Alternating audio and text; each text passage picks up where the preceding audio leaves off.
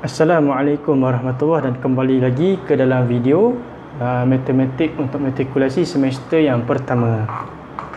Baik, dalam tiga video yang terdahulu kita telah kenal apa itu nombor kompleks, apakah operasi-operasi yang berlaku ke atas nombor kompleks, dan kita telah sentuh konsep kesamaan dua nombor kompleks. Baik, jadi dalam video kali ini kita akan bercakap tentang gambar rajah argen. Gambar rajah argen. Okey. Gambar rajah argen ataupun kadang-kadang ada nama lain, kita panggil sebagai satah Gaussian. Satah Gaussian. Satah Gaussian. Okey. Satah Gaussian. Okey. Gambar rajah argen ni fungsinya adalah kita cuba gambar rajah argen digunakan untuk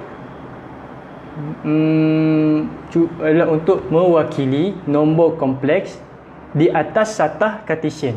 Ingat lagi satah Cartesian. Okey. Jadi gambar rajah argen ni, saya ulang balik. Gambar rajah argen digunakan untuk kita mewakili satu-satu nombor kompleks di atas satah Cartesian. Okey. Sebagai contoh kita ambil Z sama dengan A tambah BI. Okey. Bagaimana kita wakili nombor Z ni di atas satah Cartesian adalah mula-mula sekali kita akan lukis dua paksi.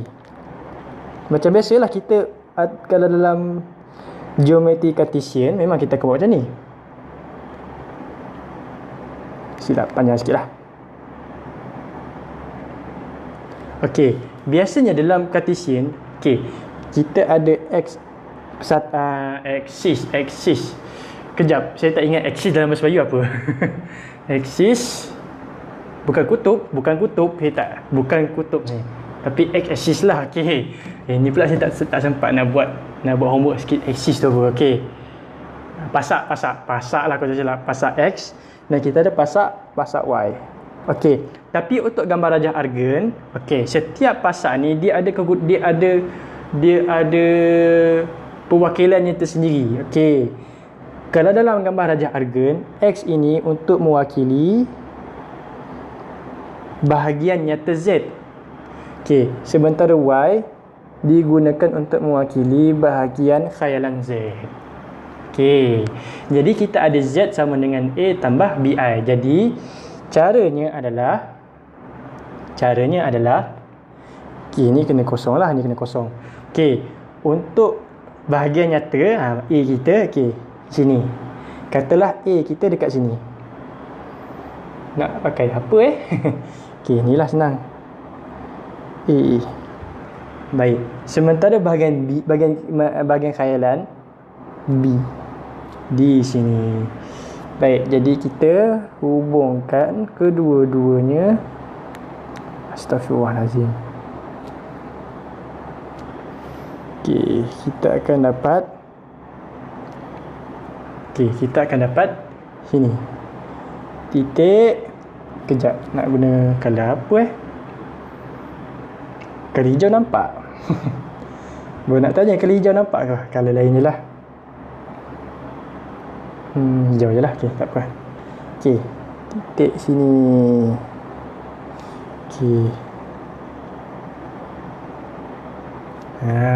Baik. Jadi sekarang ni ini adalah perwakilan geometri untuk nombor kompleks Z. Di mana P A bahagian nyata dan B bahagian khayalan. Jadi dalam erti kata lain, nombor khayalan Z adalah sebenarnya kalau kita tukar dalam bentuk geometri, ia adalah sebenarnya vektor Okey, vektor kedudukan pula. Position vektor. Bahasa Inggeris position vektor. Okey, tapi bahasa Melayu ni saya tak ingat. Vektor kedudukan. Mungkinlah vektor kedudukan. Okey, sebab kita ada anak panah. Kita ada anak panah. Okey. A dan B ni, okey. A dan B, kalau A negatif, dia akan pergi ke sebelah kiri. Dia akan pergi ke sebelah kiri. Okey, kalau A negatif, B positif. Okey, anak panah ni dia akan pergi ke sebelah kiri. Okey, kalau A positif, B negatif, anak panah ni dia akan pergi ke bawah arah kanan. Kalau A dan B dua-dua negatif, dia akan ke bawah bahagian kiri. Itu je. Okay, sebab tu kita kata Z ni dalam bentuk geometri, dalam di atas satah Cartesian, Z adalah nombor kompleks Z adalah position vector daripada O ke P di atas gambar rajah argon. Okey, jadi atas geometri Z adalah vektor kedudukan. Vektor kedudukan vektor OP. Itu je. Itu sahaja. Okey, itu sahaja. Baik. Okey, itu berkenaan dengan gambar rajah argon secara ringkas. Okey, daripada sini, daripada gambar rajah argon, kita boleh keluarkan, derive. Istilah derive ni saya tak boleh nak terjemah English derive, bukan bezakan. Okey, kita boleh terbitkan. Okey. Daripada gambar rajah argon ni berguna sebenarnya gambar rajah argon ni, sebab daripada gambar rajah argon kita boleh terbitkan satu lagi bentuk yang boleh digunakan untuk mewakili Z, nombor kompleks Z. Okey, sekarang ni kita ada yang A tambah B ni kena ingat balik. A tambah B ni adalah bentuk PY. Okey, di hujung nanti kita akan perkenalkan satu lagi bentuk. Tapi sebelum kita nak kenalkan bentuk satu lagi, kita kena bercakap tentang modulus sesuatu nombor kompleks. Modulus nombor kompleks. Modulus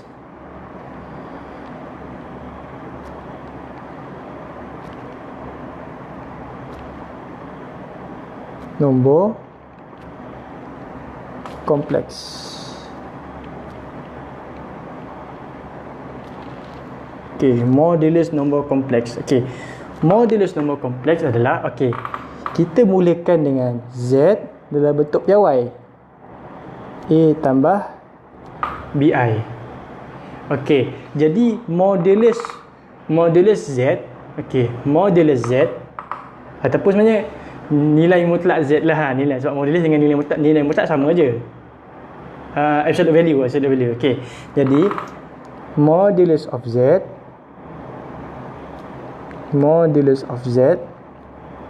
adalah sebenarnya, kalau kita ingat balik yang kita bercakap tentang nilai mutlak, benda sama aja. Cuma sekarang ni definisinya, takrifan dia adalah punca kuasa A kuasa 2 tambah B kuasa 2. Okey, itu sahaja. Dan kita akan panggil nilai modulus Z ni ataupun nilai mutlak Z sebagai R. Okey. Jadi ni benda pertama berkenaan dengan gambar rajah argon. Dalam arti kata lain, sebenarnya benda ni kalau kita ingat balik, kita bercakap tentang nilai mutlak. Okey, R ni adalah apa sebenarnya? R ni adalah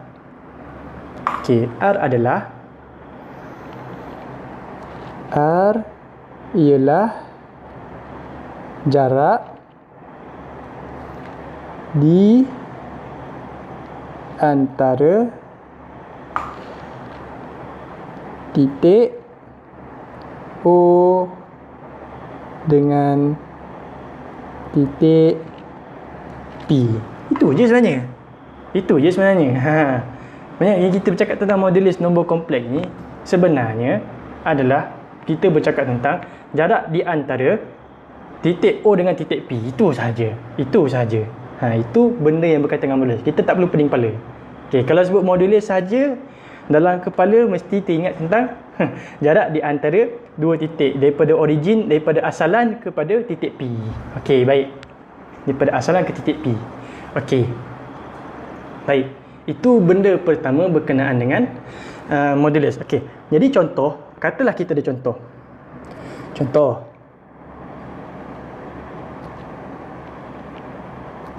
Contoh kita ada, katalah kita ada Z sama dengan 3 tolak 4i. 3 tolak 4i. Okey. Jadi R-nya, okey, nak cari R adalah modulus of Z. Okey, modulus Z pula adalah, kita tak aktifkan tadi apa? Punca kuasa 3 kuasa 2 tambah negatif 4 kuasa 2 sama dengan 5. Jadi kita ada R sama dengan 5. Okey, bermakna sekarang ni di atas gambar rajah argon ataupun di atas satah Cartesian, okey, nombor kompleks R ni, nombor kompleks Z mempunyai jarak R sama dengan 5 daripada titik asalan ke titik P. Itu je sebenarnya. Okey. Itu benda yang berkaitan dengan modulus. Okey, satu lagi adalah, okey, ini saya tak boleh nak terjemah argument of a complex number. Okey, tapi okey, ada terjemah dia, cuma panjang sikitlah. Okey.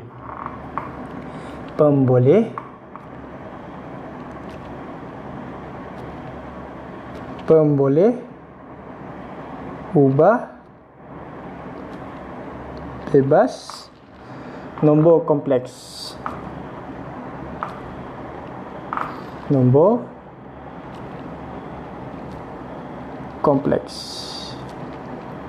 Okey, untuk pemboleh ubah nombor kompleks. Okey, yang ni kita patah balik. Okey, tak apa, saya tak malah nak pusing kan. Okey, kita lukis balik. Tak apa, kita lukis balik. Janganlah tekan. Kenapa asyik tekan? Saya pun tak tahu. Okey.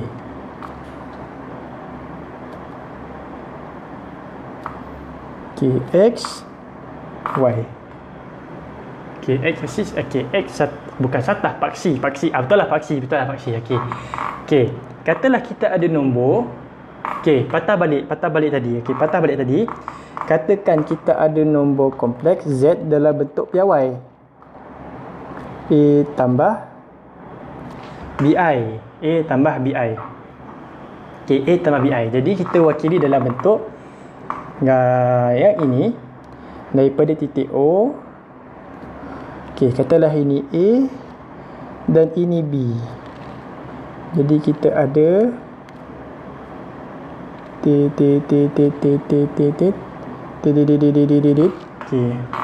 Jadi kita ada, jangan tekan lagi. Geram pula aku kan.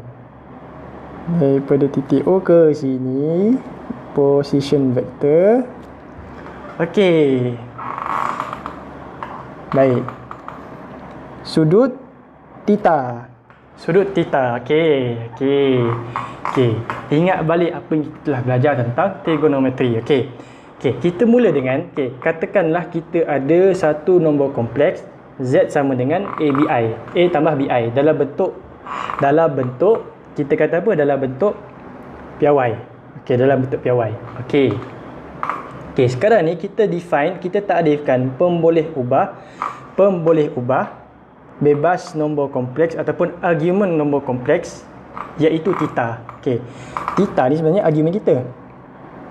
Okey, bahasa Inggeris dia argument.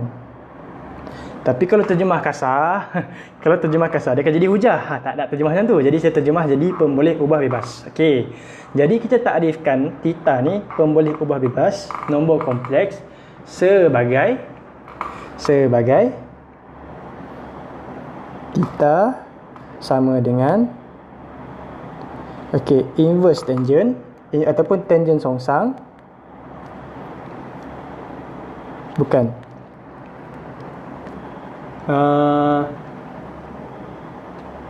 B bahagi A. Yang ni macam mana kita dapat orang kata apa, tangent songsang B bagi A. Okey, ingat balik apa yang kita telah belajar tentang trigonometri. Okey, kita ada sin, kita ada cosine, kita ada tangent. Okey, sebab kita bercakap tentang tangent kan. Okey, tangent apa dia? Tangent theta ni, okey, kalau kita lihat balik tangent theta. Okey, tangent theta kalau kita guna yang basic, yang tak define biasa adalah opposite bahagi adjacent, betul tak? Opposite bahagi adjacent. Jadi opposite kita adalah, ni opposite kita. Opposite kita B, adjacent kita A. Jadi B bahagi A. Okey. Jadi untuk cari nilai theta, sekadar cari kita letakkan fungsi tangent songsang. Itu je. Tangent songsang. Itu je sebenarnya. Sebab tu dapat tangent songsang B bahagi A. Okey. Jadi kita dapat sudut daripada spaksi X kepada vektor kedudukan itu. Itu je sebenarnya. Kalau kita bercakap tentang argument ataupun pemboleh ubah bebas, sekarang ni kita bercakap tentang sudut dari spaksi X kepada vektor kedudukan yang kita dapat Z tadi. Okey, itu je. Itu je yang kita nak bercakap tentang tu sekarang. Okey. Jadi ambil contoh.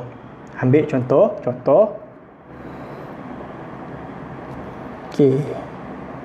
Contoh, kita ada nombor kompleks Z1 bersamaan dengan 1 tambah I.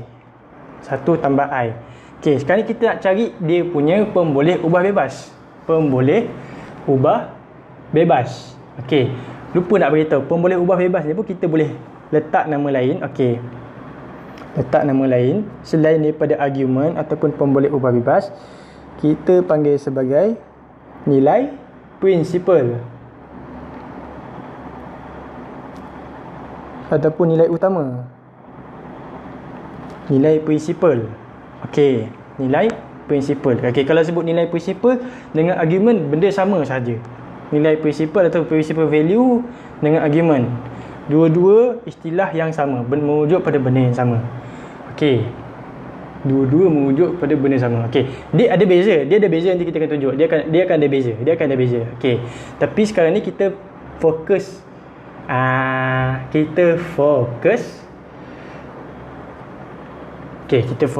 dia tak adalah beza sangat, tapi macam mana nak cakap Okey, tak apa, kita biarkan dahulu. Okey, jadi kita ada Z1 sama dengan 1 tambah I. Okey, sekarang ni kita nak cari nilai prinsipal bagi Z1. Okey, nilai prinsipal dia adalah, sebenarnya nak kena cari ni je sebenarnya. Lupa. Banyak sangat notation. Saya pun pening. Argument. Maksudnya tak ada ni pun tak berat. Argument Z. Okey, sekarang ni kita nak cari argument Z. Argument Z1 adalah menggunakan tangent songsang. Okey, sekarang ni kita kena tahu ini A kita. Okey, B kita pula adalah 1 juga. Jadi nak kita mencari nilai utama ataupun nilai prinsipal bagi Z1 adalah menggunakan tangent songsang 1 bahagi 1. Okey, tukar math. Okey, sekarang ni kita nak tanya, nak pakai mod degree ke nak pakai mod radian?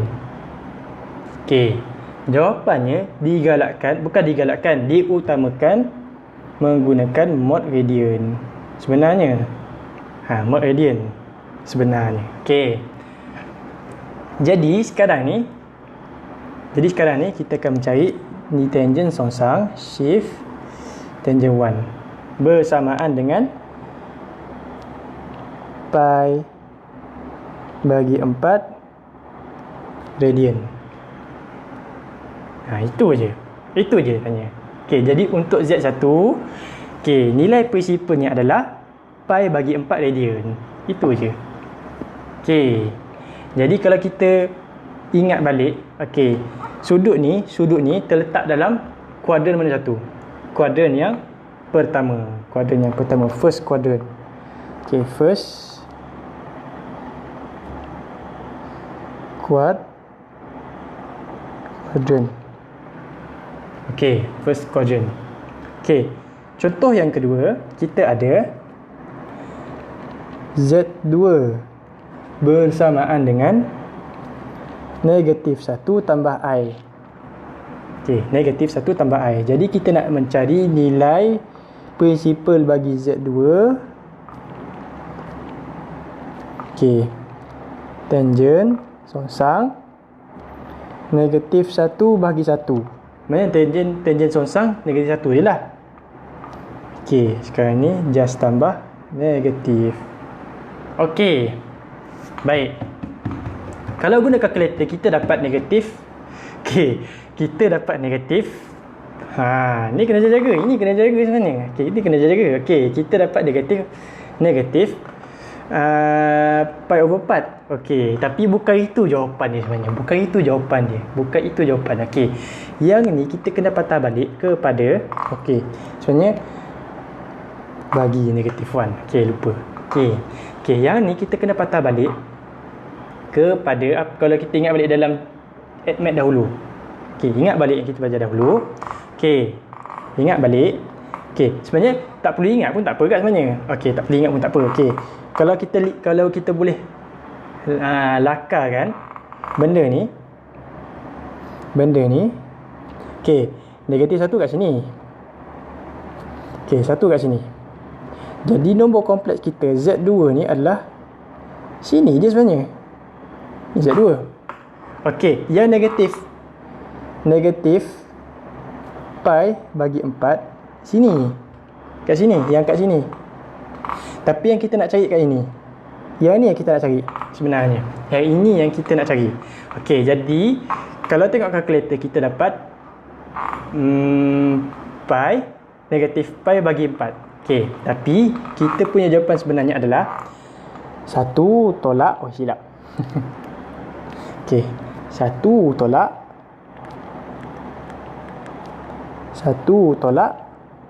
pi bahagi 4 radian, iaitu 3 pi bahagi 4 radian. Ini kena jaga-jaga sikit. Yang ni kena jaga-jaga. Okey, yang ni kena jaga-jaga. Okey. Baik. Jadi itu dua contoh berkenaan dengan pemboleh ubah bebas ataupun argument bagi sesuatu nombor kompleks. Okey. Jadi sekarang ni kita dah ada. Okey, saya lukis balik. Okey, lukis balik. Lukis balik.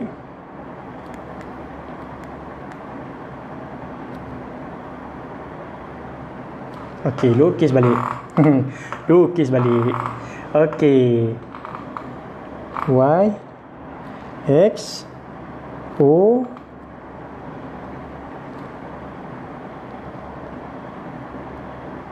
Okey. Yang ni pula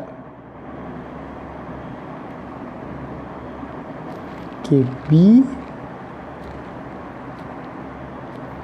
A. Okey, kena note juga. Yang ni A, yang ini B. Okey. Yang ni Z. Sama dengan A tambah BI. Okey, sekarang ni kita ada bentuk piawai A tambah BI. Okey, kalau kita ingat, lupa nak letak satu lagi. Sudut. Okey, argument, bukan argument Z lah, argument Z. Okey, argument Z. Baik. Jadi, untuk argument Z, silap. Okey.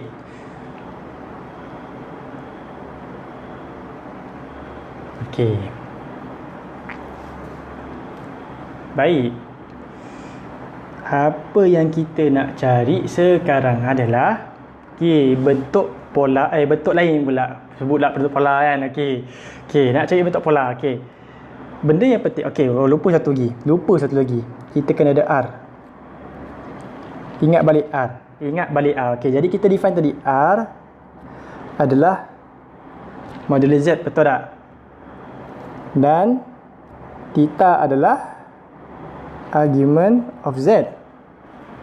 Okey, sekarang ni kita kena cari satu lagi. Okey, kita kena ungkapkan A dan B dalam bentuk trigonometri. Okey, trigonometri. Okey, ingat balik yang kita dah belajar dahulu. Okey, saja nak bagi ingat balik. Okey, nak pakai kala apa? Saya pun tak ingat dah. Saya pun tak tahu dah. Okey, kita ada sin theta sama dengan B over R. Okey. Kemudian kita ada cosine theta sama dengan A bagi R. Okey, tangent tak perlu. Tangent tak ada kaitan dah. Okey. Jadi sekarang ni nak cari A dengan B senang dah sebenarnya. Sebab apa?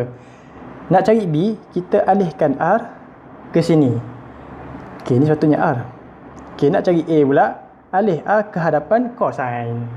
Jadi kita ada sekarang A kita adalah R cosine theta dan B pula adalah R sin theta. Okey, R sin theta. Okey. Jadi daripada bentuk piawai, okey, kita ada Z. Okey, kita ada Z sama dengan A tambah BI. Jadi kita masukkan nilai A dan kita masukkan ungkapan A dan ungkapan B ke dalam persamaan ini, dalam bentuk ni. Jadi kita akan ada Z sama dengan R cosine theta tambah dengan R sin theta darab dengan I. Okey, oleh kerana dua-dua sebutan ni ada R, okey, kita bawa keluar R terus. Jadi kita ada bentuk yang finalize Z sama dengan R cosine theta tambah I sin theta.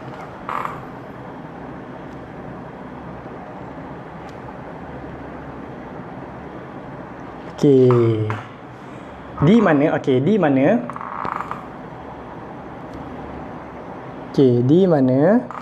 sekarang ni R adalah modulo Z dan nilai theta adalah di antara negatif pi dengan pi.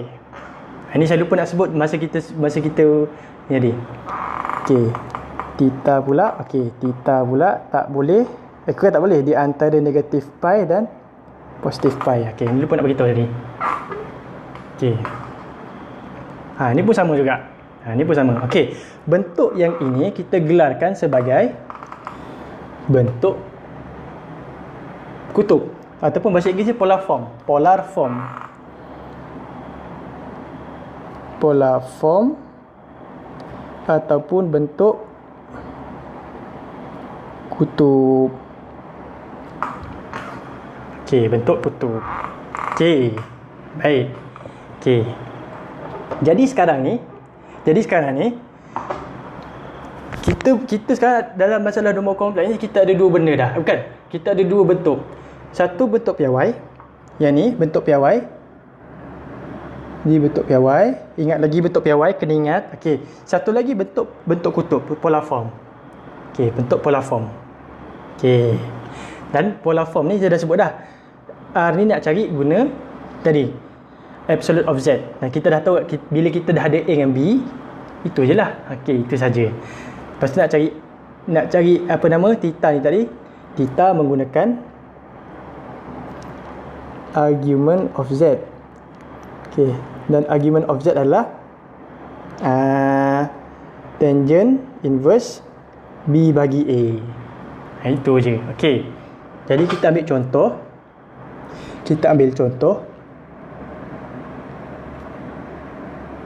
Okey, contoh A.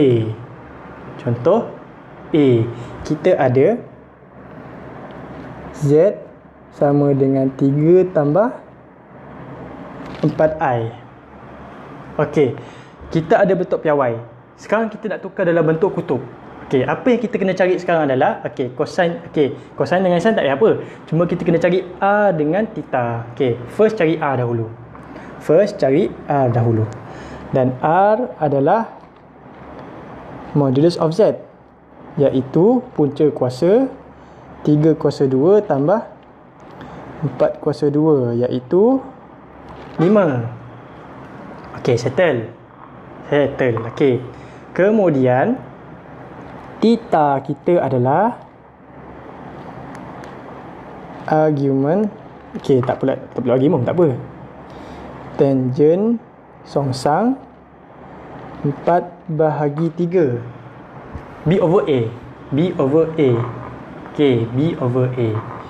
Okey, jadi sekarang ini tangent 4/3. Radian kan? Kita guna radian kan? 4/3. Salah ke? Salah ke kat sini?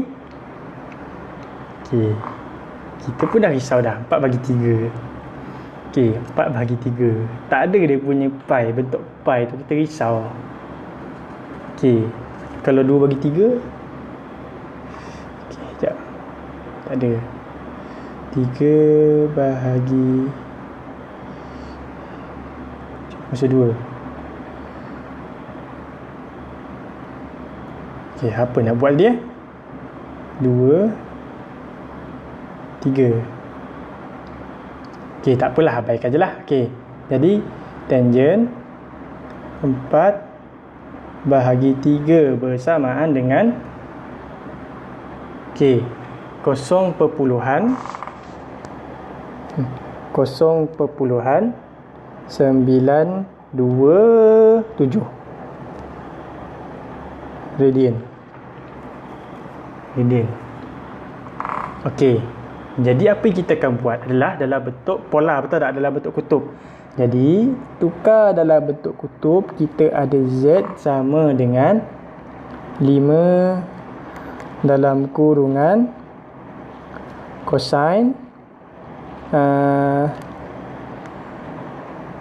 0.927 tambah I sin 0.927. Dah. Okey, itu yang pertama. Okey, yang kedua, B kita ada Z bersamaan dengan negatif 2 tambah 3I. Okey, kalau kita boleh imagine, Z ni dia berada di antara di kuadran yang kedua. Okey, kuadran kedua. Okey, so sekarang kita cari R dahulu. Okey, R adalah 2 kuasa 2 tambah 3 kuasa 2, sebenarnya negatif 2. Okey,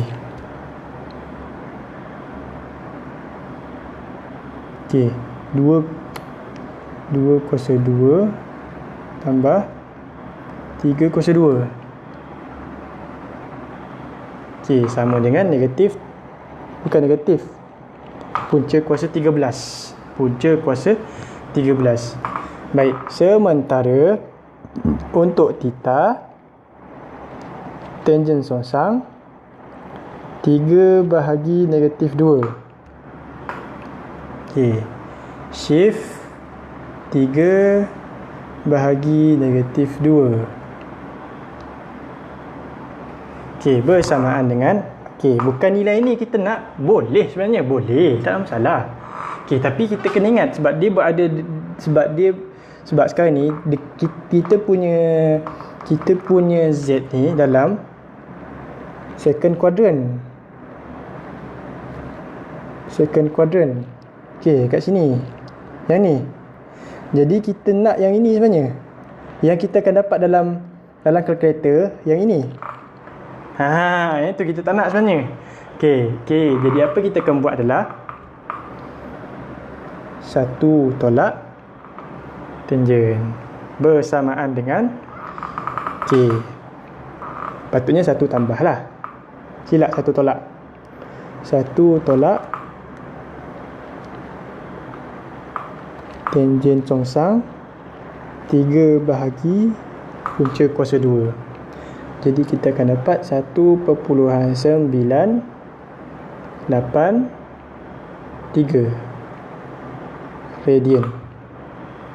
radian. Okey. Jadi sekarang kita dapat tulis bentuk kutub persamaan nombor ni. Punca kuasa 13 dalam kurungan cosine 1.983 tambah I sin 1.983. Dah. Jadi itu. Okey, jadi ini cara kita tukarkan daripada bentuk piawai kepada bentuk kutub. Baik. Jadi setakat itu sahaja video kita untuk kali ini. Jika anda mempunyai sebarang persoalan atau sebarang komen, boleh lontarkan ke dalam ruangan komen di bawah. Baik. Dan saya akan cuba untuk jawab secepat mungkin, insyaAllah. Baik. InsyaAllah kita akan bertemu lagi dalam video yang akan datang. Bi'idhnillahi ta'ala. Bertemu lagi pada masa yang akan datang.